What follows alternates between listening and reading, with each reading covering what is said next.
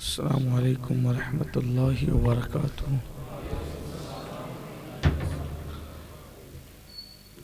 الحمد للہ رب العالمین والعاقبۃ للمتقین والصلاة والسلام علی سید الانبیاء والمرسلین وعلی آلہ واصحابہ الطیبین الطاہرین، اما بعد فاعوذ باللہ من الشیطان الرجیم، بسم اللہ الرحمن الرحیم۔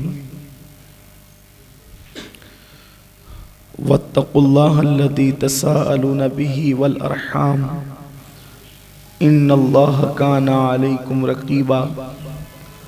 صدق اللہ العظیم۔ غوث اعظم بمنے بے سرو ساما مددے، قبلہ دین مددے، کعبہ ایمان مددے، انتظار کرم تست منے عینی راہ، اے خدا جو خدا بینو خدا دا مددے، بگردہ بے بلا افتاد کشتی، مدد کن یا معین الدین چشتی۔ پڑھی الصلاۃ والسلام علیک یا رسول اللہ، الصلاۃ والسلام علیک یا نبی اللہ، الصلاۃ والسلام علیک یا حبیب اللہ، وعلی آلک واصحابک یا نور اللہ، صلی اللہ تعالی علیہ وسلم۔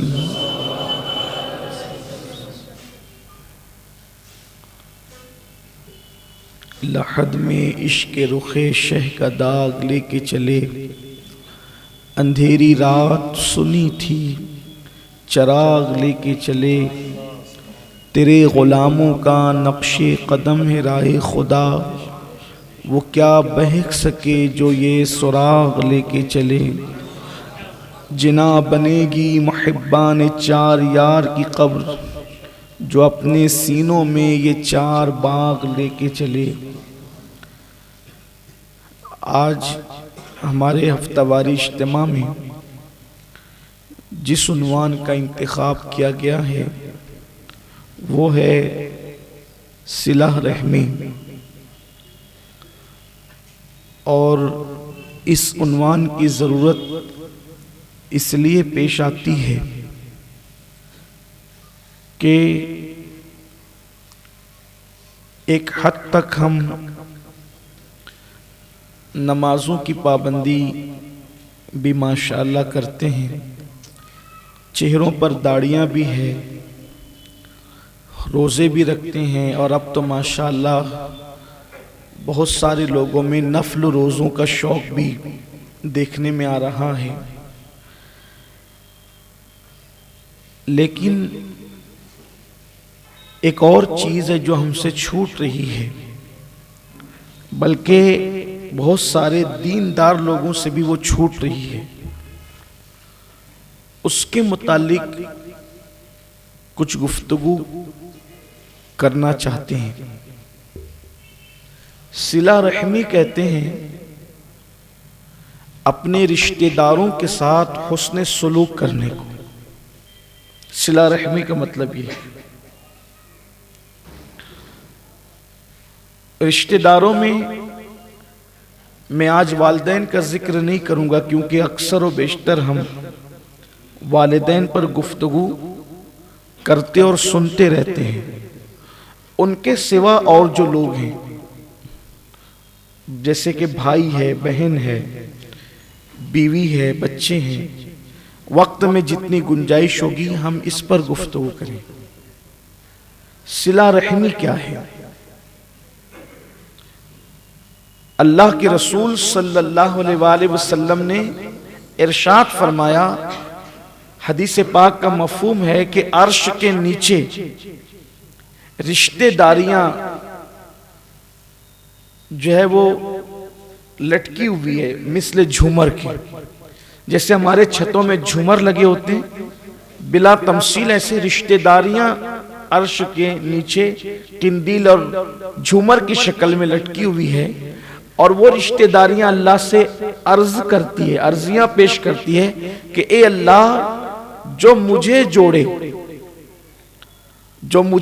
تو اس کو جوڑ، اور جو مجھے توڑے تو اس کو اپنی رحمت سے دور فرما دے۔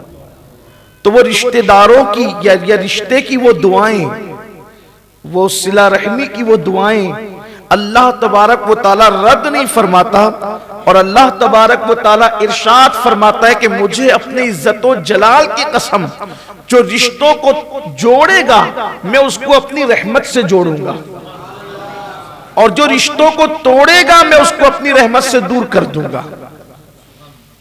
اس کا مطلب یہ ہے کہ اگر دو ٹائپ کے رشتے ہوتے ہیں، ایک تو ارحام کے رشتے جس کو اولو الارحام کہتے ہیں، یعنی پیٹ کے ذریعے سے جو رشتے جڑے ہوئے ہیں، جیسے سگی بہن، سگا بھائی، اس کا تعلق پیٹ کے رشتے سے بھی اور خون کے رشتے سے بھی، کیونکہ یہ ماں کی طرف سے بھی رشتہ دار ہے اور یہ باپ کی طرف سے بھی رشتہ دار ہے۔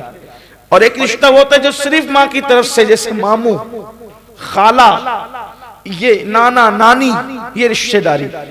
اور ایک رشتہ وہ ہوتا ہے جو صرف خون کی وجہ سے ہوتا ہے، چچا، چچی، پھوپھی، یہ سب رشتہ دار، دادا، دادی وغیرہ، یہ سب رشتہ دار، ان کے رشتوں کو بھی نبھانا ہم پر واجب قرار دیا گیا ہے۔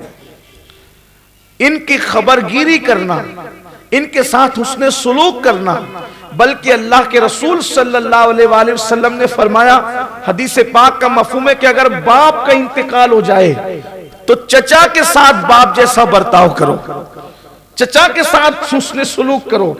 میں صرف آپ سے پوچھنا چاہتا ہوں کہ ہماری داڑیاں لمبی ہے ماشاءاللہ، اور داڑھی کا انکار نہیں، داڑھی کی عظمت بھی ہے، نمازیں بھی پڑھ رہے ہیں، بولو کیا چچا کے ساتھ ہمارا وہ سلوک ہے جو باپ کے ساتھ ہوتا ہے؟ اللہ کے رسول صلی اللہ علیہ وآلہ وسلم نے فرمایا چچا کا مرتبہ باپ کے برابر ہے۔ پھر اسی طرح اگر ماں کا انتقال ہو جائے تو خالہ کو وہ مقام دیا جائے۔ کیا ہمارے خالہوں کا وہ مقام ہے جو اللہ کے رسول صلی اللہ علیہ وآلہ وسلم نے دیا ہے؟ کیا ہم خالہ کو وہ مرتبہ دیتے ہیں؟ میرے پیارے آقا صلی اللہ علیہ وسلم کے پیارے دیوانوں، اگر کوئی بہت زیادہ دیندار ہے تو بس ماں باپ کی خدمت کر لی، ختم ہو گیا، لیکن ماں باپ کی خدمت کرنے پر معاملہ ختم نہیں ہو رہا ہے۔ یہ جو ضرورت پیش آئی ہے اسی لیے پیش آئی ہے کہ مسجدوں کے اندر 50,000 کا چندہ لکھایا جا رہا ہے باپ اور ماں کے ایصال ثواب کے لیے، اور خالہ بھیک مانگ رہی ہے۔ ماں باپ کے ایصال ثواب کا بہترین ذریعہ پہلے یہ تھا کہ ماں کے بعد خالہ کی خدمت کی جاتی، ماں کے بعد ماں کا مرتبہ خالہ کو دیا گیا ہے، اور باپ کے بعد مرتبہ چچا کو دیا گیا ہے۔ تو بتاؤ کہ چچا کے ساتھ وہ حسن سلوک ہوتا ہے؟ غور کرنے کا مقام ہے۔ اگر نہیں ہوتا اس کا مطلب ہم اسلامی تعلیم سے دور ہیں، یا ہم نے پڑھا ہی نہیں، یا ہم نے سنا ہی نہیں، یا ہم نے اس کی طرف توجہ نہیں دی۔ ایک شخص آیا اور عرض کیا کہ یا رسول اللہ صلی اللہ علیہ وآلہ وسلم، میری ماں کی میں خدمت کرتا تھا، اب اس کا انتقال ہو گیا ہے، اب میں کیا کروں؟ آقا نے فرمایا کہ تیری خالہ ہے، حیات ہے، جا اس کی خدمت کر۔ ان چیزوں کو ہم کہیں نہیں، یعنی کہ کہیں نہ کہیں ہم معاذ اللہ یہودیت کی طرف لاشعوری طور پر چل رہے ہیں، کہ جیسے یہودیوں نے اللہ کی کتاب سے کچھ چیزوں کو لیا جو ان کے نفس پر آسان تھا اور اس پر عمل کیا، اور جو نفس پر گراں گزرتا تھا اس کو چھوڑ دیا۔ رشتہ داروں کے ساتھ اس نے سلوک ہونا چاہیے، صلہ رحمی، اس کی برکت کیا ہے؟ اللہ کے رسول صلی اللہ علیہ وآلہ وسلم فرماتے ہیں کیا فائدہ ہے رشتے نبھانے کا؟ فائدہ کیا ہے رشتہ داری نبھانے کا؟ ہم سمجھتے ہیں رشتہ داری نبھائیں گے تو یار وہ آئے گا اور پیسہ لے کے جائے گا، وہ آئے گا میرے گھر کھا کے جائے گا، وہ آئے گا قرضہ مانگنے کے لیے آئے گا، وہ آئے گا تو اس کی خدمت کرنی پڑے گی، اس کی خدمت کرنی پڑے گی۔ یہ چیز جو ہے نا، یہ دقیانوسیت چھوڑ دو۔ جس کا ہاتھ ایسا رہے گا قدرت اس کے ہاتھ کو ہمیشہ ایسے ہی رکھے گی۔ ہمارے بزرگوں سے ہم نے سنا ہے دینے والے کو ہم نے کبھی بھیک منگا ہوتے ہوئے نہیں دیکھا، دینے والے کو ہم نے کبھی تنگ دست ہوتے ہوئے نہیں دیکھا، دینے والے کو ہم نے کبھی جو ہے مال کے معاملے کے اندر پریشان حال نہیں دیکھا۔ دینے والا کبھی پریشان نہیں ہوا اور لینے والا کبھی خوش نہیں ہوا۔ لینے والے کو کبھی سکون نہیں، جس کی لینے کی عادت ہے وہ کبھی پرسکون نہیں ہے، دینے والا ہمیشہ پرسکون ہے۔ کتنا بڑا فائدہ ہے، آپ کروڑوں روپے خرچ کر دیں، کیا آپ اپنی زندگی کا ایک منٹ بڑھا سکتے ہیں؟ کروڑوں روپے خرچ کر دیں، لا سکتے ایک منٹ جو چلا گیا، بڑھا سکتے ایک منٹ، لیکن آؤ عمر بڑھانے کا طریقہ، عمر بڑھانے کا نسخہ، لمبی عمر چاہتے ہو، عمر لمبی چاہتے ہو، مال چاہتے ہو، آج تو لوگ یہی چاہتے ہیں عمر بھی ہو لمبی، مال بھی زیادہ ہو۔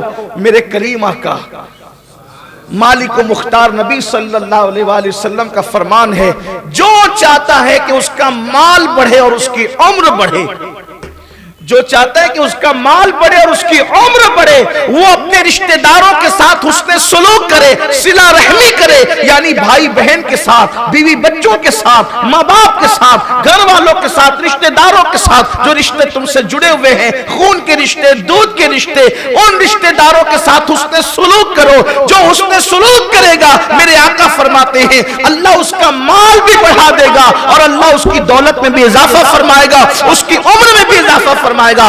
یہاں تک فرمایا گیا اگر رشتہ داروں کے ساتھ کوئی اچھا سلوک کر لیتا ہے، اس کی عمر صرف 3 دن رہ جاتی ہے۔ 3 دن کسی کی عمر رہ گئی، اس نے سلوک کرتا ہے رشتہ داروں کے ساتھ، وہ 3 دن کی عمر بڑھا کر 30 سال تک کر دی جاتی ہے۔ عمر بڑھ رہی ہے حسن سلوک کرنے سے۔ اور کچھ ایسے لوگ ہیں کہ جن کی عمر لمبی ہوتی ہے لیکن رشتے توڑنا، رشتوں کو منقطع کرنا، جا تو میرا نہیں، جا تو میرا نہیں، یہ تو میرا نہیں والا اسلام میں ہے ہی نہیں۔ اسلام تو جوڑنے کے لیے ہے۔ تھوڑی سی کچھ ہوگی کہ تو میرا نہیں، بھائی کو کہہ دیا تو میرا نہیں، فلاں کو کہہ دیا تو میرا نہیں، یہ نہیں ہے۔ اسلام جوڑنے کی بات کرتا ہے۔ دیکھو حضور علیہ السلام نے کیسے رشتے نبھائے۔ فتح مکہ کے دن، فتح مکہ کے دن سارے دروازے کھلے تھے سرداران قریش کے، کیونکہ حضور علیہ السلام فاتحانہ شان سے مکے میں داخل ہوئے۔ آج اللہ کے رسول علیہ السلام کو کوئی روک نہیں سکتا تھا، سب کے دروازے، ہجرت کی رات سب کے دروازے بند تھے، اور فتح مکہ کے دن سب کے دروازے کھلے ہوئے تھے۔ توجہ کرنا، رشتے نبھانے کے بارے، رشتے داری کیسے نبھائی جاتی ہے حضور سے سیکھو، اور ہم نے تو سب انہی سے سیکھنا ہے۔ ہم نے کہا کوئی کسی سیریل سے سیکھنا ہے، سیریل سے وہ سیکھے جن کے یہاں خود کوئی اصول اور ضابطہ موجود نہ ہو۔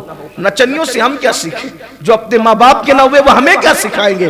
ہم نے تو سیکھنا آمنہ کے لال سے ہے، محبوب کردگار سے ہے۔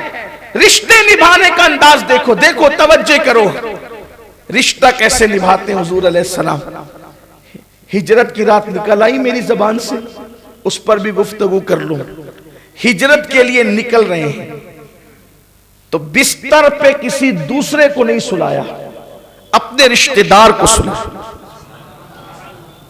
اپنا بستر اپنے رشتے کے بھائی کو عطا کیا، اور فتح مکہ کے دن سب کے گھر کھلے ہوئے، میرے گھر آئے۔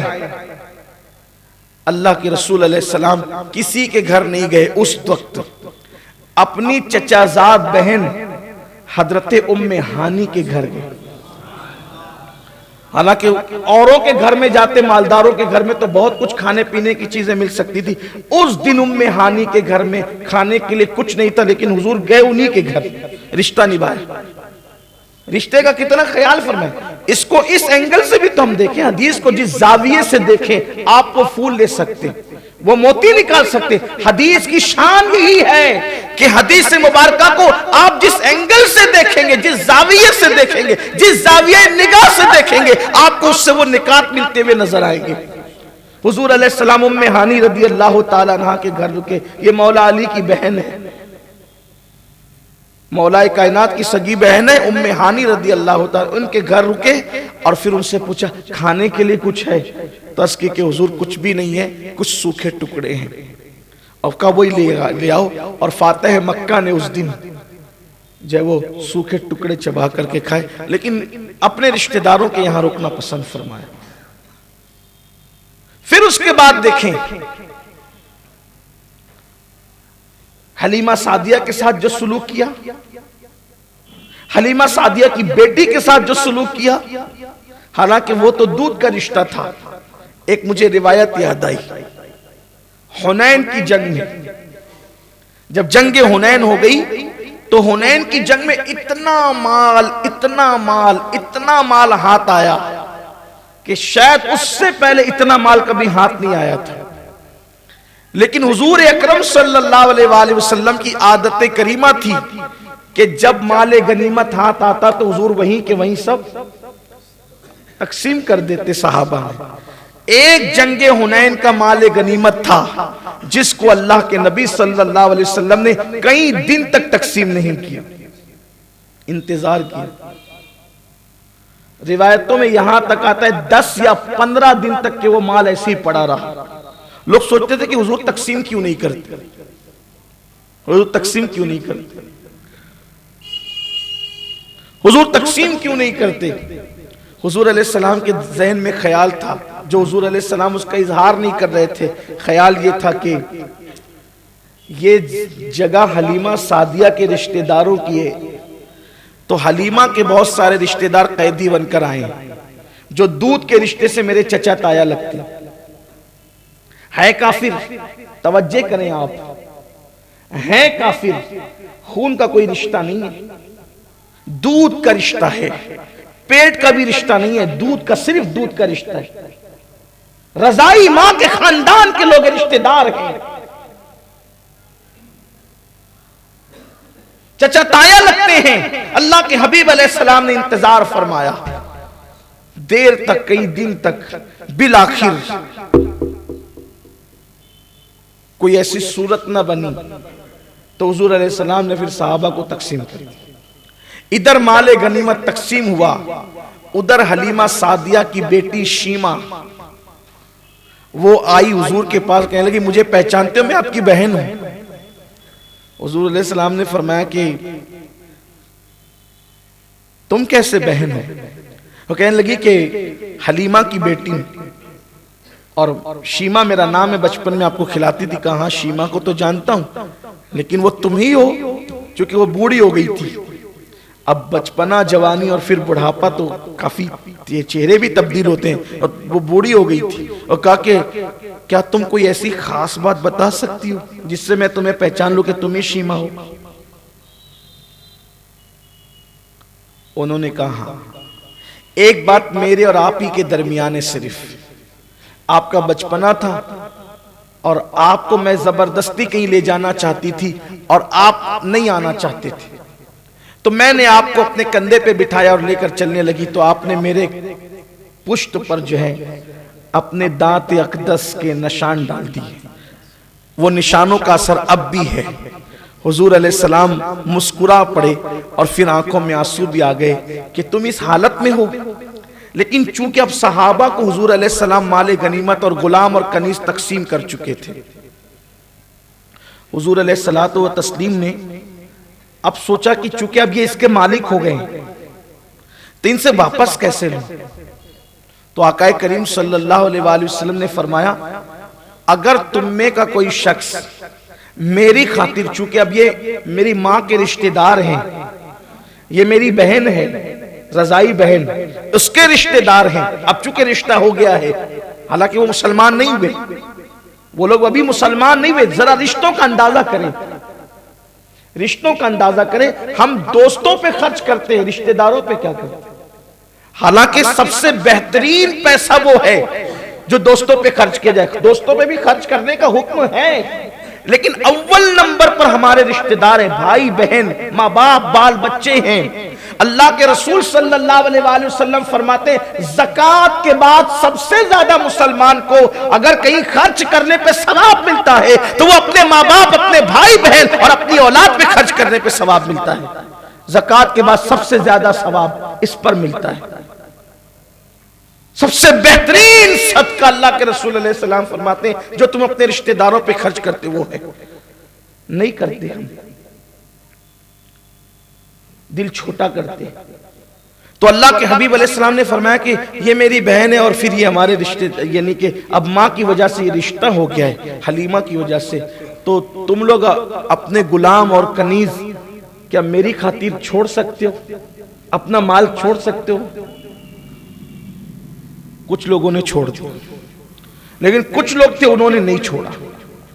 کچھ ایسے بھی تھے فتح مکہ کے بعد نئے نئے مسلمان ہوئے تھے، انہوں نے نہیں چھوڑا، کنیز اور غلام نہیں چھوڑے۔ تو اللہ کے رسول نے فرمایا ایک کام کرو، مجھے قرضے کے طور پر یہ غلام اور کنیزیں دے دو، یہ سارے مال جو تم کو آئے ہیں، گھوڑے اونٹ وغیرہ، یہ سب مجھے قرضے کے طور پہ دے دو، جب اللہ تبارک و تعالیٰ مجھے دے گا تو میں یہ سب تم کو عطا کر دوں گا، لیکن چونکہ رشتے کی وجہ سے ان سب کو یہ سب مال واپس کر دیا جائے، کیونکہ جن سے رشتہ ثابت ہو گیا ہے ان کو یہ مال واپس کر دیا جائے۔ حضور علیہ السلام نے وہ مال بھی واپس فرمایا۔ پھر شیمہ سے کہا اگر تم چاہو تو میں تمہیں اپنے ساتھ لے کر چلوں، بہت عزت کے ساتھ تمہیں رکھا جائے گا مدینے میں۔ انہوں نے کہا نہیں، میں تو جو ہے وہ اپنے قبیلے میں واپس جانا چاہتی ہوں، لیکن حضور علیہ السلام کا یہ صلہ رحمی کا انداز دیکھ کر کے وہ اس قبیلے کے اکثر لوگ کلمہ پڑھ کے اسلام میں داخل ہو۔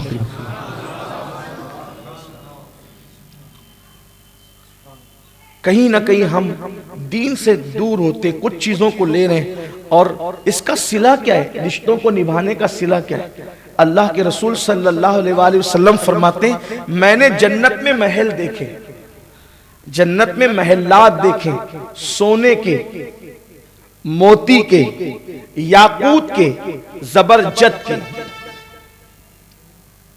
غیب دا نبی صلی اللہ علیہ وآلہ وسلم فرما رہے ہیں میں نے سونے کے، یاقوت کے، موتی کے، زبرجد کے محل دیکھے، اور ان محل کا حال یہ تھا کہ اندر سے باہر کا منظر نظر آتا تھا اور باہر سے اندر کے نظارے نظر آتے تھے۔ وہ خوبصورت مکانات جب میں نے دیکھے تو میں نے جبریل سے پوچھا اے جبریل یہ کس کے لیے ہے؟ عرض کیا یا رسول اللہ صلی اللہ علیہ وآلہ وسلم یہ آپ کی اس امت کے لیے، ان امتیوں کے لیے ہے جو لوگ صلہ رحمی کرتے ہیں، ایک دوسرے کے ساتھ رشتہ نبھاتے، رشتوں کو نبھانے کی کوشش کرتے ہیں، اور پھر سلام کو عام کرتے ہیں، رشتہ نبھاتے سلام کو عام کرتے ہیں۔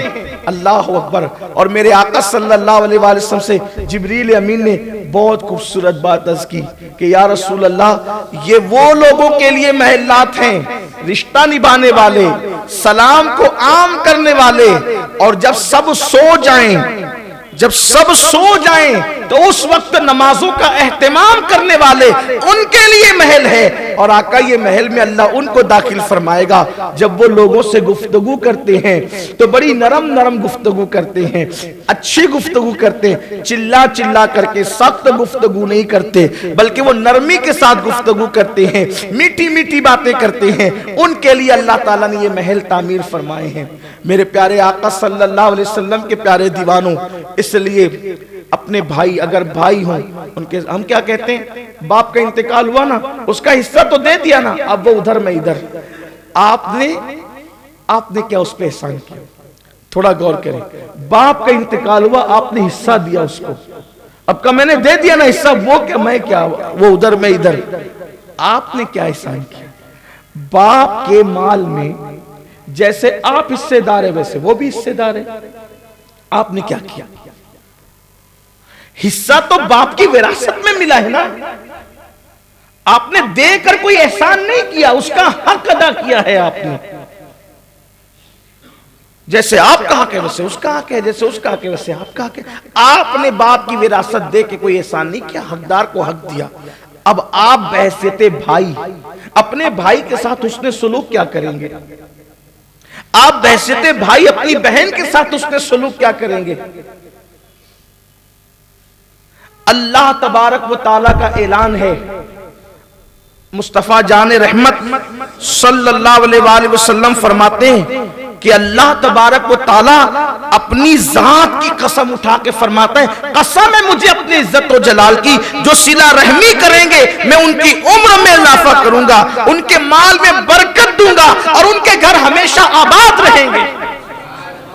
رشتہ داروں کے ساتھ اس نے سلوک کرنے والوں اپنا اپنا مت دیکھو، اپنے بچوں کا صرف مت دیکھو کہ صرف میں میرے بچے، نہیں، اگر اپنے گھر کی آبادی چاہتے ہو، اللہ کے رسول فرما رہے کہ اللہ نے قسم اٹھا کر کے فرمایا کہ جو صلہ رحمی کرے گا میں اس کا گھر ہمیشہ آباد رکھوں گا، موت کے وقت اس کی سختیوں کو آسان کر دوں گا، موت کے وقت اس پہ آسانیاں پیدا کروں گا اور اس کے لیے جنت کے دروازے قیامت میں کھول دوں گا اور اعلان کیا جائے گا رشتہ داروں کے ساتھ اس کے سلوک کرنے والوں آؤ اور اللہ کی جنت میں داخل ہو جاؤ۔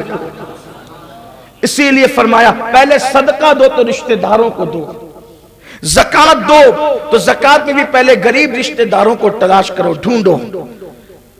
اپنی گفتگو کو آگے بڑھانے سے پہلے ایک بات کہتا ہوں، ابھی بہت شور ہو رہا ہے پورے ہندوستان میں کہ مسلم لڑکیاں مرتد ہو رہی ہیں، ایک شور ہے مسلم لڑکیاں مرتد ہو رہی، یقیناً جو ہو رہے ہیں بدترین کام کر رہے ہیں، اس لیے کہ اسلام سے پھر جانا، مرتد ہو جانا یہ کفر کی سب سے بدترین قسم ہے۔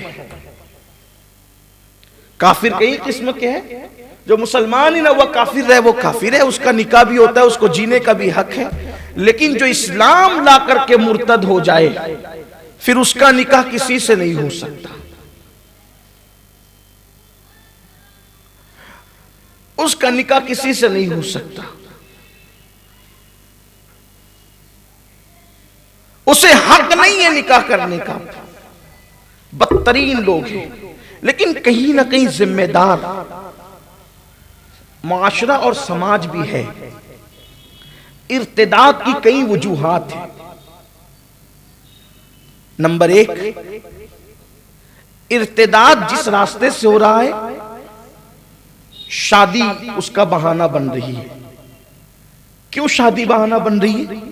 اس لیے کہ وہ لڑکیوں کی عمر ہو گئی اور عمر سے اب زیادہ عمر ہو گئی۔ ہمارے یہاں بیٹا بیٹی کی شادی کی عمر یہ ہے، بالغ ہو گئے عمر ہو گئی شادی، اب اس عمر کے بعد ان کی شادیاں نہیں ہوئی، وجہ جو بھی رہی ہو، خوبصورتی نہیں ہے۔ جو لوگ ان لڑکیوں کو مرتد بنا رہے ہیں بھگا کے لے جا کر، وہ ان لڑکیوں کی خوبصورتی نہیں دیکھ رہے ہیں، کیونکہ انہوں نے تو رکھنا ہی نہیں ہے نا، انہوں نے تو کرنا یہ ہے، لے جانا ہے، چند دن ساتھ رکھنا ہے، اس کے جسم سے کھیل لینا ہے، کھلواڑ کر لینا ہے، بعد میں چھوڑ دینا ہے، نہ گھر کی رہے نہ گھاٹ کی رہے، یہ منصوبہ ہے۔ اس لیے اس کی خوبصورتی بھی نہیں دیکھی جاتی، جیسی ہے لے جایا جاتا ہے۔ چہرہ سادہ سیدھا ہے، بہت زیادہ خوبصورت نہیں ہے، کسی نے رشتہ نہیں کیا، میرے بھائی کسی نے نہیں کیا، رشتہ دار تو کر سکتے تھے نا۔ صلہ رحمی کا مطلب صرف کسی کو پیسے رشتہ دار کو دینا تھوڑی ہے، رشتوں کو نبھانے کا ایک طریقہ یہ بھی تو ہو سکتا ہے کہ اپنے ایک بھائی کی، چچا زاد بھائی کی یا سگے بھائی کی، پھوپھی زاد بھائی کی یا خالہ زاد بھائی کی کوئی رشتے میں اگر سیدھی سادھی صورت والی لڑکی ہے اور اب اس کو باہر والا کوئی کرنے کے لیے تیار نہیں ہے تو کیا ہم اس کو اپنے گھر کی بہو نہیں بنا سکتے؟ حسن زیادہ نہ ہونے کی وجہ سے اس کے ساتھ شادی نہیں ہو رہی ہے تو ہم نے بھی چھوڑ دیا، یا خوبصورتی تو ہے، حسن تو ہے، مگر مان نہیں ہے اس کے پاس۔ اب ہم بھی رشتہ کرنے کے لیے نکلتے ہیں، بہت دور تک جاتے ہیں صرف مال کے لیے، صرف دولت کے لیے، دولت کے پجاری ہو گئے ہیں لوگ، مال کے پجاری ہو گئے ہیں لوگ۔ جہیز کہاں ملے گا، یہ کہاں ملے گا، وہ کہاں ملے گا، وہ کہاں ملے گا، یا تو پھر کم سے کم یہ نام کہاں ملے گا، یار فلاں کے بیٹے کا رشتہ کس کے ساتھ ہوگا، وہ فلاں سائزنگ والے کے، وہ فلاں کارخانے کے کھاتے دار کے ساتھ، وہ فلاں کے ساتھ۔ یاد رکھو، اچھی طرح یاد رکھو، کتنے بھی بڑے مالدار کے ساتھ اپنے بیٹے کا رشتہ کر دو، یار وہ پوری دولت تھوڑی اٹھا کر کے دے دے گا، جتنا دینا اتنا ہی دے گا، اور انسان کا دینا تو انسان کا دینا ہے، انسان دے گا تو اپنی حیثیت کے مطابق دے گا۔ مگر یاد رکھنا، اگر صلہ رحمی کی نیت سے اپنے کسی غریب رشتہ دار کے گھر تم جا کر بیٹھ جاتے ہو اور اس کے یہاں رشتہ کر کے اس کی فکر کو دور کر دیتے ہو، اللہ کی عزت کی قسم مالدار اپنی اوقات کے مطابق دے گا، لیکن کسی غریب کی دعا لگ جائے گی تو اللہ اپنی شان کے مطابق عطا فرمائے گا۔ صلہ رحمی کا انداز دیکھو، دیکھیے آپ حضرت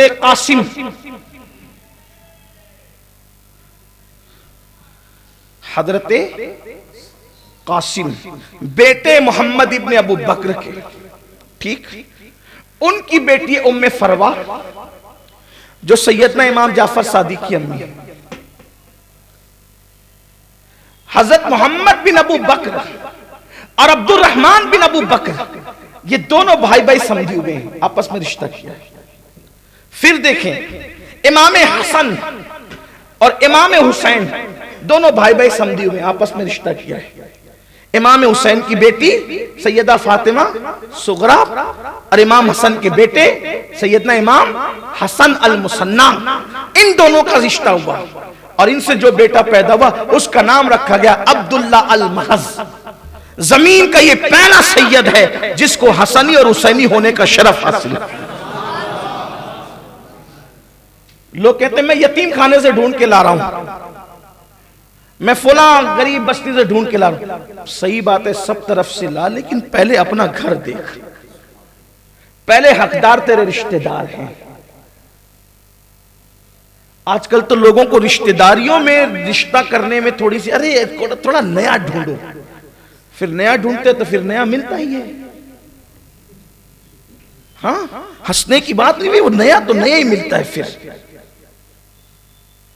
حضور علیہ السلام نے اپنی سب سے چہیتی بیٹی باہر نہیں دی، مولا کائنات کو دی، جبکہ بڑے بڑے رئیس، بڑے بڑے متقی، بڑے بڑے پرہیزگار مان چکے ہیں۔ آقا علیہ السلام نے فرمایا اللہ کے حکم کا انتظار بھی تھا، اور جب رشتہ کر دیا تو فرمایا فاطمہ میں نے اپنے خاندان کے سب سے بہترین انسان کے ساتھ تیرا رشتہ طے کر دیا ہے۔ بعد میں وہ ترتیب چلتی رہی اور اس کی ایک تفصیل ہے۔ تو صلہ رحمی کا مطلب صرف کھانے کے لیے پوچھنا نہیں ہے، صرف دعوت کرنا نہیں ہے، صرف پیسے دے لے خرچہ کرنا نہیں۔ اگر اللہ نے تمہیں نوازا ہے تو اپنی بہن کی بیٹی، اپنے بھائی کی بیٹی، رشتہ نہیں آ رہا ہے، ان کی فکر کو حل کی، یا تو کہیں اور کروا دو اپنے سورسز سے کھڑے ہو کر کے، یا پھر کم سے کم تم اپنے گھر لے آؤ۔ اور آپس میں رشتے کرنے کی بڑی برکت ہے۔ میں اکثر لوگوں کو کہتا ہوں دیکھو رشتے جتنے ہوتے ہیں اتنی محبت ہوتی ہے، یہ اللہ نے رشتوں میں تاثیر رکھی ہے۔ ایک بات آپ سے پوچھوں، یہ قدرت کی شان ہے، قدرت کی شان ہے۔ یہ دوسرے کے بچے کی ناک بہتی ہے تو ہمیں گھن آتی ہے، اپنے بچے کی ناک بہتی ہے تو ہم اس کو ہاتھ سے صاف کرتے ہیں، گھن نہیں آتی۔ کیوں؟ دونوں ہی تو جو ہے وہ ہمارے نزدیک گندگی نظر آ رہی تھی، لیکن ایک کو ہم نے ہاتھ لگا دیا، دوسرے پہ ناک چڑھا دیا۔ یہ رشتے ہیں جو انسان کو محبت کرنے پہ مجبور کر دیتے ہیں، اور رشتوں میں محبت اللہ کی نشانیاں ہیں۔ یہ آپ دیکھیں ایک اجنبی لڑکی جس کو کبھی دیکھا بھی نہیں، صرف کہہ دیا کہ قبول ہے، وہ قبول ہے کہ جملے میں کیا تاثیر ہے؟ یہی تاثیر ہے نا کہ وہ جڑ گئی ہے آپ سے رشتے میں۔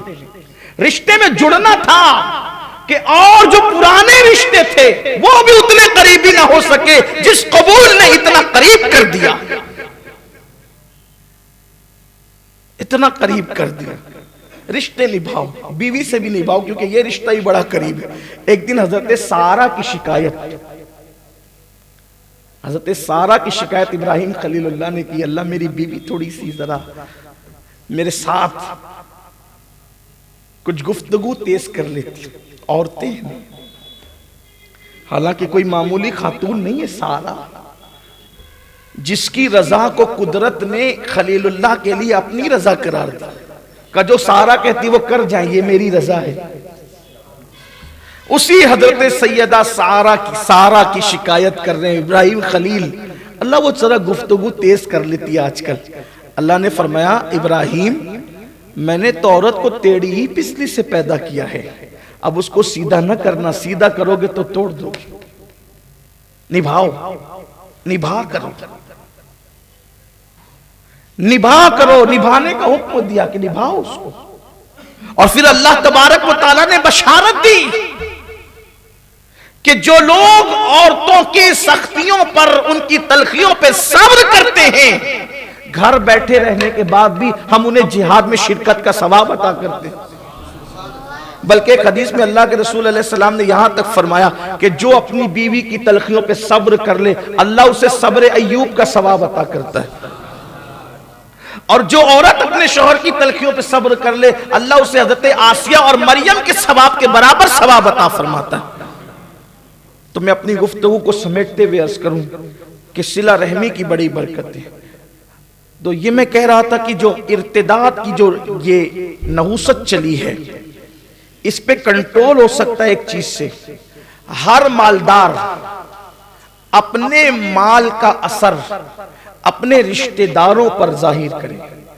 صدقہ رشتہ داروں کو دینے میں اولیت دے. میں سمجھتا ہوں ہر مالدار اگر اپنی فیملی سنبھال لے, انشاءاللہ تبارک و تعالی ہوگا یہ کہ سب لوگ خوشحال ہو جائیں گے. کیونکہ اللہ تعالیٰ نے مسلمانوں میں اتنے زکوٰۃ دینے والے پیدا کیے ہیں کہ ہر آدمی 2-4 آدمی مل کر اپنا پورا خاندان سنبھال سکتے. غربت کا خاتمہ ہوگا. اگر آپ چاہتے ارتداد پر یا ارتداد کی اس تحریک پر بند باندھیں, تو ہماری پہلی ذمہ داری یہ ہے کہ ہم اپنی قوم کو مالدار بنائیں, اور اس سے پہلے دیندار بنائیں, مذہبی ایجوکیشن دیں. تب کہیں جا کر کے جو ہے ارتداد پر صرف چیخنے سے کچھ نہیں ہوگا. تقریریں اس کا حل نہیں ہے, اخبار کی تحریر اس کا حل نہیں ہے, یوٹیوب چینلوں پہ بیٹھ کر کے اس پر گفتگو کرنا, ڈیبیٹ کرنا اس کا حل نہیں ہے. ارتداد کی اس تحریک کو روکنے کا ذریعہ ہے قوم کی بیٹیوں کو اسلامی ایجوکیشن دو, ان کو دینی تعلیم دو, اور پھر ان کی ضرورت پوری کرو, ان کو مالدار کرو, ان کو پیسے سے مدد کرو, سپورٹ کرو. انشاءاللہ تبارک و تعالی ہم اس بدترین تحریک پر ابھی بھی کنٹرول کر سکتے ہیں. اور الحمدللہ چند ایک انگلیوں پہ گننے کے برابر لوگ ہیں جو ہے وہ اس طریقے سے بگڑے ہوئے ہیں, ورنہ آج بھی مسلمانوں کی اکثریت اللہ تبارک و تعالیٰ نے ایسی رکھی ہے کہ لوگ فاقہ کشی سے مر جانا گوارا کرتے ہیں, لیکن مذہب اسلام کو چھوڑنا گوارا نہیں کرتے. آج بھی یہ غیرت موجود ہے. گفتگو کو سمیٹتے ہوئے عرض کروں, صلہ رحمی کی برکتیں آپ نے دیکھ لی. عمر بڑھے گی, مال بڑھے گا, موت کے وقت سختیاں کم ہوگی, موت میں آسانی پیدا ہوگی. لیکن اگر کوئی بندہ صلہ رحمی نہ کرے, یعنی بھائیوں کا خیال نہ کرے, بہنوں کا خیال نہ کرے, اس کا انجام کیا ہے؟ ایک روایت میں آتا ہے کہ ایک بزرگ تھے جو مکہ المکرمہ میں رہتے تھے. یہاں تھوڑا دھیان سے سنیے گا آپ, اس لیے کہ ایک حد تک ماں باپ کے ساتھ اس نے سلوک ہو رہا ہے, لیکن بھائی بہنوں کے ساتھ اس نے سلوک نہیں ہو رہا ہے. میں اکثر دیکھ رہا ہوں کہ اکثر بھائیوں کی بھائیوں سے بات چیت بند ہے. ملتے ہیں تو کھلکھلا کے ملتے بھی نہیں ہے. بہن آ جائے تو پھر ماتھے پہ شکن آنا, سالی آ جائے تو بڑا مزہ آتا ہے, بہن آ جائے تو بڑی تکلیف ہوتی. بلکہ سالی کے آنے پر ڈش پکنے کا کچن کا مزاج دیکھ لیں, بہن کے آنے پر کچن کا مزاج دیکھ لیں. میں عورتوں سے بھی کہتا ہوں, عورتیں کیوں تفریق کرتی ہے شوہر کے رشتہ داروں میں اور خود کے رشتہ داروں میں؟ اگر تم اپنے شوہر کو روک رہی ہو اس کے رشتہ داروں کے ساتھ اس کے سلوک کرنے سے, تو تم ان رشتہ داروں کا کچھ نہیں بگاڑ رہی ہو, بلکہ تم اپنے شوہر کو جہنمی بنا رہی ہو. کیا ایک بیوی کا یہ تقاضا تھا محبت کا کہ وہ اپنے شوہر کو جہنمی بنائے؟ حالانکہ وہ جو روایت پڑھنے چلا تھا بہن کے حوالے سے, اس سے پہلے ایک بات, ایک چھوٹا سا آرٹیکل میری نظروں سے گزرا. چند دنوں کی بات ہے, غالباً پڑوسی ملک کا واقعہ ہے. شوہر نے اپنی بیوی سے کہا کہ میرے ماں باپ آنے والے ہیں آج اپنے گھر پہ شام کو, تو ذرا دیکھو کچھ اچھی ڈش بنا لو. اس نے کہا کہ آپ تو جانتے ہیں نا میری طبیعت آج کل ٹھیک نہیں چل رہی ہے، تو آپ کے ماں باپ کے لیے تو میں ایک کام کرتے ہیں، اپنے ہوٹل میں آرڈر دے دیتے ہیں، اچھے سے اچھا کھانا منگا لیتے ہیں. ہوٹل میں بھی کھانا بڑا اچھا بنتا ہے، ہوٹل کا کھانا منگا لیتے ہیں، کیا جائے گا. اس نے کہا ٹھیک ہے، کیا آرڈر دینا ہے؟ تو اب آرڈر دینے میں بھی بڑا چھوٹا دل. خدا جانے یہ تفریق کیوں ہے. بس اگر عورت یہ سمجھ لینا کہ اگر میں اپنی ساس سے، اپنی نندوں سے، اپنے دیوروں سے، جیٹ سے اپنے شوہر کو روک رہی ہوں حق ادا کرنے میں، تو میں اپنے شوہر کو جہنمی بنا رہی ہوں بس. اور یہ سب سے بڑی بے وفائی ہوگی عورت کی شوہر کے ساتھ. اس کو تو کہنا چاہیے کہ آپ مجھے میرے حق دیں، میرے خاندان والوں کو ان کے حق دیں، اپنے خاندان والوں کو ان کا، دونوں کا حق ہے، دونوں کو حق دیں، حق تلفی نہ کریں. جب آپ کا شوہر ہی جہنم میں جائے گا تو آپ نے کب جنت میں جانا ہے؟ خواتین کو یہ کان کھول کے سننا چاہیے. اگر مرغی کا بھی حق ہونا تو اس کا بھی حق ادا کرنے کا حکم دیا گیا. جس نے مرغی پالی اور اس کو کھانا نہیں دیا، اس کی حق تلفی کی، قیامت کے دن اس کی عبادتیں ضائع کی جائے گی. مرغی کا حق، اسلام کا حکم یہ ہے. اسلام کی تعلیم اتنی خوبصورت ہے. اسلام جب مرغی کے حقوق بتاتا ہے تو بھائی بہن کے حقوق کیا ہو. تو آرڈر بہت مختصر سا چھوٹا موٹا دے دیا.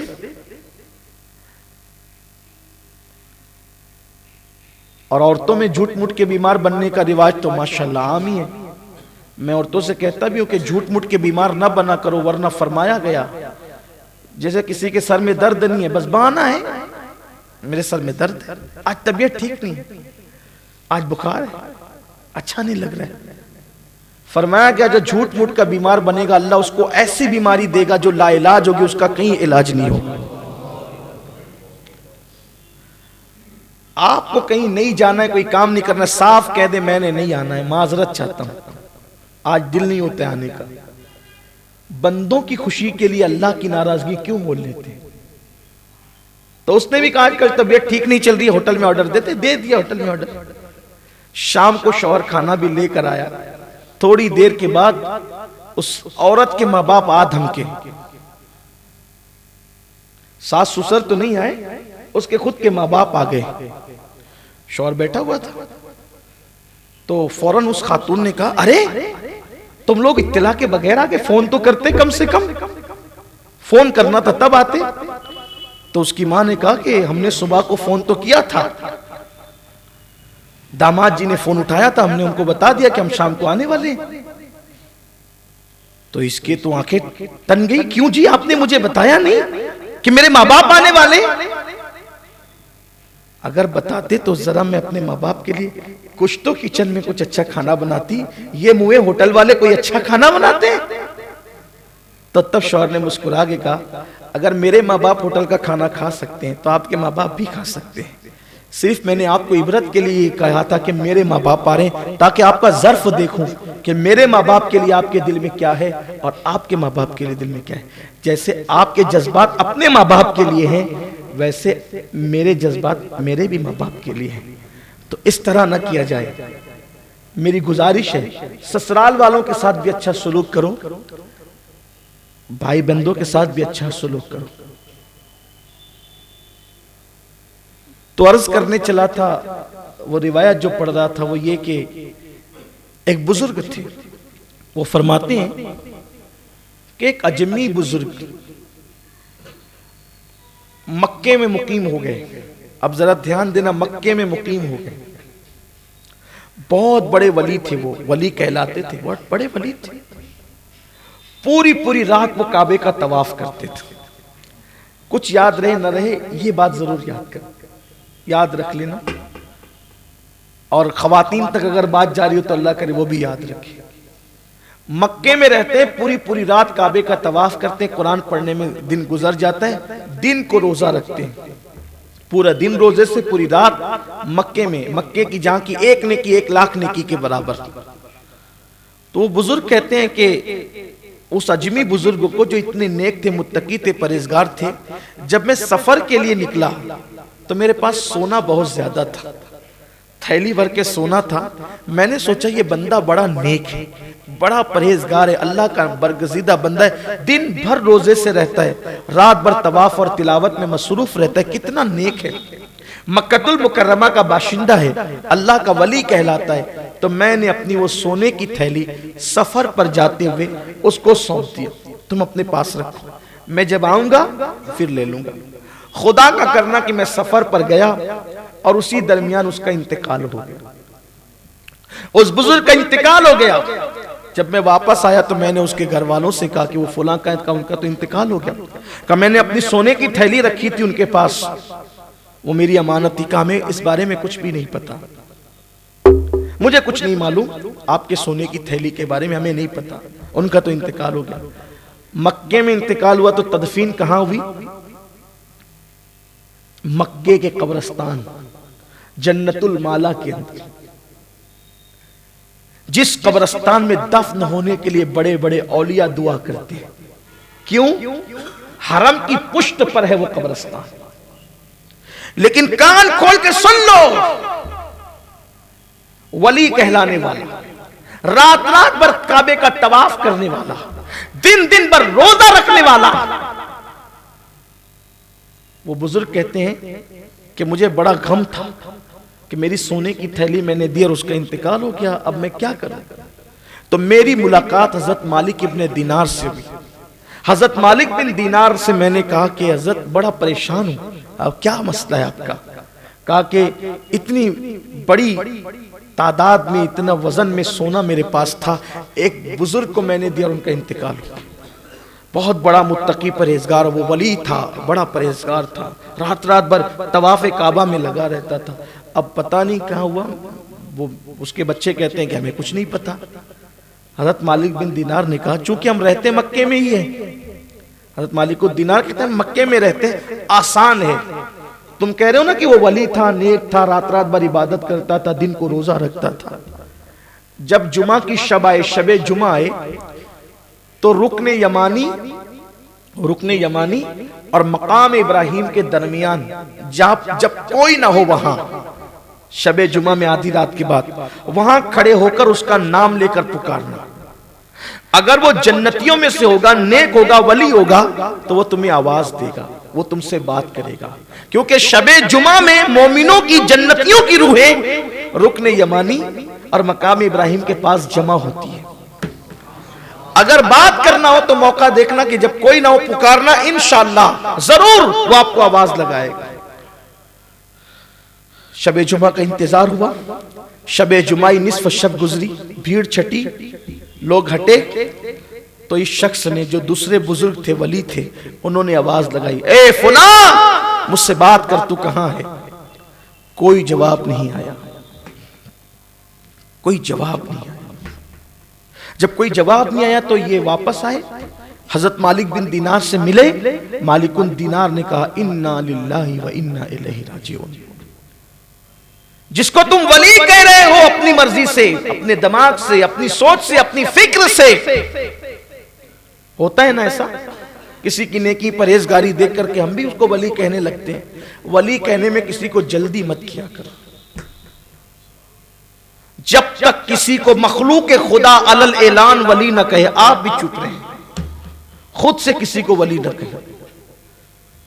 یہ کوئی چھوٹی موٹی چیز نہیں ہے کہ مترا کے کوئی لڈو ہے کہ یہ تقسیم ہو جائے اور ولایت ہو جائے۔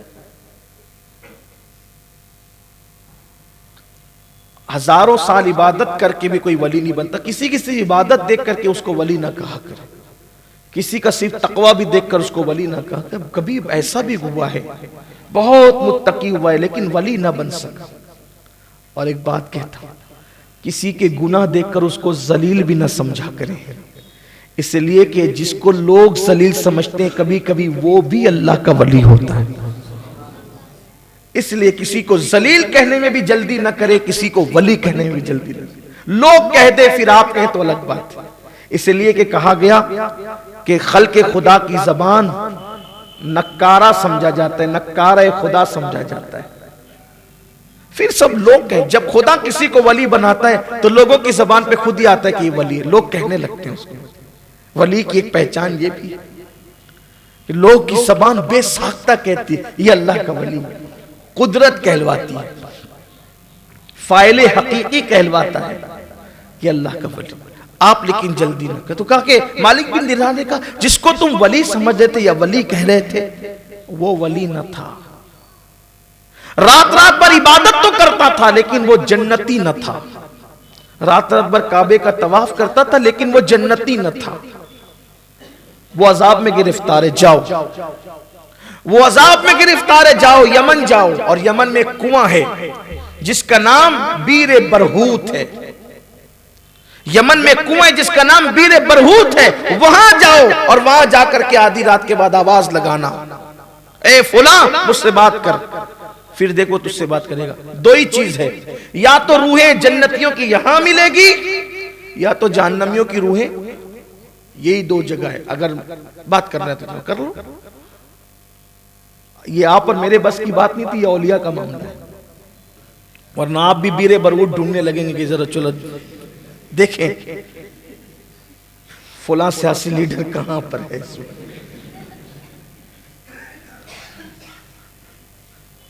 ایسی بات ہے، اولیاء کے معاملات اولیاء کے معاملات اولیاء کے لیے اسی کو رکھیے۔ شب قدر میں ساری مخلوق سجدہ کرتی ہے، سمندر کا پانی میٹھا ہو جاتا ہے، اور کچھ لوگ جا کر کے وہ پانی چکھتے رہے، جو زبان غیبت کرتی اور گالیاں دیتی ہو پھر اس پہ بھی نشانی ظاہر ہوگی۔ تو کچھ چیزیں اولیاء اللہ کے لیے ہوتی ہے، انہی کے لیے رکھیے خاص سے، اور اگر قدرت کسی پہ کرم کر کے دکھا دے تو یہ ایک الگ عنوان ہے، الگ بات ہے، لیکن عام طور پر معاملہ ایسا ہی ہے۔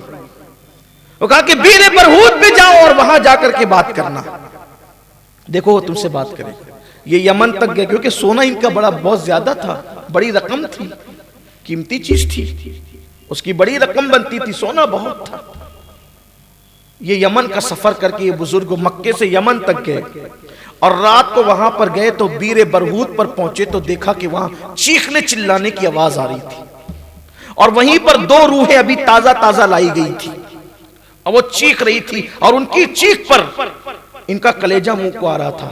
تو انہوں نے ان روحوں سے کہا کہ تم دونوں جو ابھی ابھی آئے ہو نئے نہیں، کون ہو تم لوگ؟ تو ایک نے کہا کہ میں بادشاہ کا دربان تھا، اس کی ہر حرکت پر میں ہاں کرتا رہتا تھا، شریعت کے مطابق کرے تو بھی ہاں، شریعت کے خلاف کرے تو بھی ہاں، اس لیے مجھے عذاب میں گرفتار کیا گیا۔ دوسرے نے بتایا کہ میرا نام عبد الملک بن مروان ہے، میں مروان کا بیٹا عبد الملک ہوں، مجھے بھی عذاب میں گرفتار کیا، یہاں لا کے پھینکا گیا، عذاب میں ہوں۔ وہ بزرگ کہتے کہ میں نے آواز لگائی، او فلاں مجھ سے بات کر، تو ایک غمگین سی آواز آئی، بولو کیا بات ہے؟ وہ وہاں ملا، مجھے اس کی روح وہاں ملی، بولو بھائی کیا بات ہے؟ کہا پہلے یہ تو بتا میرے سونے کی تھیلی کہاں ہے؟ کہا میرے بھائی میں نے اپنے مکان کے زینے کے نیچے تیرے سونے کی تھیلی دبا کے رکھی ہے، وہاں سے نکال لو، میں نے کبھی کسی کی امانت میں خیانت نہیں کی، سو تمہاری امانت تمہیں مل جائے گی۔ جب میری امانت کا پتہ اس نے بتا دیا، بزرگ فرماتے ہیں کہ میں نے پوچھا آپ تو نیک ہی تھے، پرہیزگار تھے، متقی تھے، ہم آپ کو ولی سمجھتے تھے، کیوں آپ عذاب میں گرفتار ہو گئے؟ کہا واللہ تم جیسا کہتے ہو میں ویسا ہی تھا، یقیناً میں نیک تھا، متقی تھا، پرہیزگار تھا، لیکن عذاب میں گرفتار ہونے کی صرف ایک وجہ بنی، رات رات بھر کعبے کا طواف کرنا دھرا کے دھرا رہ گیا، رات رات بھر تلاوت کرنا دھری کے دھری رہ گئی، راتوں کو کھڑے ہو کر نماز پڑھنا دھرا کے دھرا رہ گیا، دن دن بھر روزے سے رہنا دھرا کے دھرا رہ گیا، ایک ہی چیز کی وجہ سے عذاب ہو رہا ہے، اگر میری مدد کر سکتے ہو تو یہ کام کر دو میرا۔ کہا کیا چیز کی وجہ سے عذاب ہو رہا ہے؟ کہا میری ایک بہن تھی، بہن کی وجہ سے عذاب ہو رہا ہے، میری بہن تھی، ماں باپ کے انتقال کے بعد میں نے بہن سے کبھی ملاقات نہیں کی، میں نے بہن سے کبھی رابطہ نہیں کیا، میں نے بہن کی کبھی خبر گیری نہیں کی، بہن کو آتا دیکھ کر ماتھے پر شکن لانے والے بھائیوں سے جی اور دامن چرانے والے بھائیوں، بہن بھائیوں کی مدد کرنے کے لیے اپنے ہاتھ کو کنجوس کرنے والے بھائیوں ذرا سوچو، پوری توجہ اگر صرف ہم نے نماز روزے کی طرف لگا رکھی ہے تو نماز روزے کی اہمیت اپنی جگہ ہے، لیکن اللہ کے رسول علیہ السلام نے ہمیں صرف نماز روزہ ہی نہیں دیا بلکہ پورا نظام حیات عطا کیا ہے، پورا دین عطا کیا ہے اللہ کے رسول صلی اللہ علیہ وسلم نے۔ وہ شخص کہتا ہے کہ میری اکلوتی ایک بہن تھی، ایک بہن، اس بہن کی میں نے کبھی خبرگیری نہیں کی، اس کے حال احوال نہیں لیے، اس سے کبھی رابطہ نہیں کیا، کبھی پوچھ تاچھ اس سے نہیں کی۔ تو جب میرا انتقال ہوا تو میرے اللہ نے مجھ سے کہا تو پیٹ بھر کے کھاتا رہا اور تیری بہن بھوکی رہی، تو کپڑے پہنتا رہا اور تیری بہن بغیر کپڑوں کے پھٹے پرانے کپڑوں کے محتاجی میں زندگی گزارتی رہی، تو پیتا رہا اچھے اچھے مشروبات اور تیری بہن اچھے مشروب پینے سے محروم رہی۔ سو صرف بہن کی حق تلفی کرنے کی وجہ سے، صرف بہن کی حق تلفی کرنے کی وجہ سے، کیونکہ اللہ نے فرمایا اگر کوئی روزانہ روزہ رکھے اور ہر رات عبادت کرے لیکن اپنے بہن بھائی کے حقوق ادا نہ کرے، صلہ رحمی نہ کرے، تو میں اس کی نیکیوں کو ضائع کر دیتا ہوں، اس کو عذاب میں گرفتار کرتا ہوں، کیونکہ رشتے اللہ نے پیدا کیے ہیں۔ تو اس کنویں سے آواز آئی، صرف بہن کی حق تلفی، اس سے پوچھ تاچھ خیر خیریت کبھی نہیں لی بہن کی، چھوڑ دیا اس کو، اور بہن کو چھوڑ کے آیا کہاں؟ مکے میں رہنے کے لیے۔ بہن کو چھوڑ کے سسرال نہیں گیا تھا، بہن بھائی کو چھوڑ کر کے کسی الگ گوشے عافیت میں نہیں گیا تھا، بلکہ بہن کو چھوڑ کر مکہ اللہ کے گھر، اللہ کے حرم میں مقیم تھا۔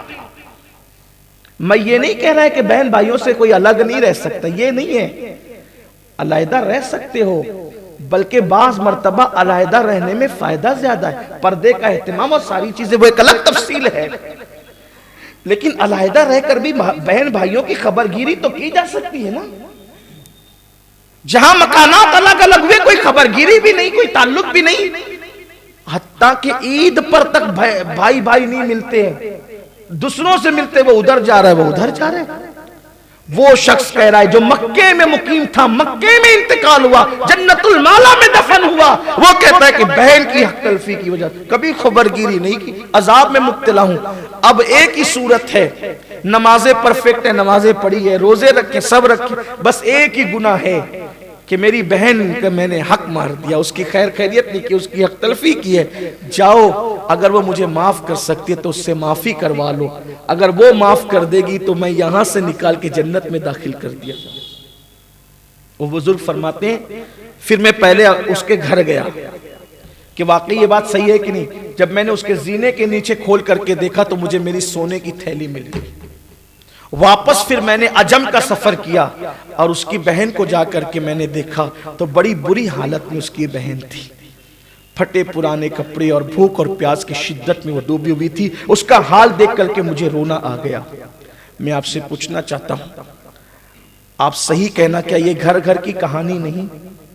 کیا یہ ہر گھر کی کہانی نہیں؟ آج ہماری بہنوں کے ساتھ اپنا سلوک کیا ہے؟ آج ہمارے بھائیوں کے ساتھ اپنا سلوک کیا ہے؟ ہمارے ماموں کے ساتھ، چچاؤں کے ساتھ ہمارا سلوک کیا ہے؟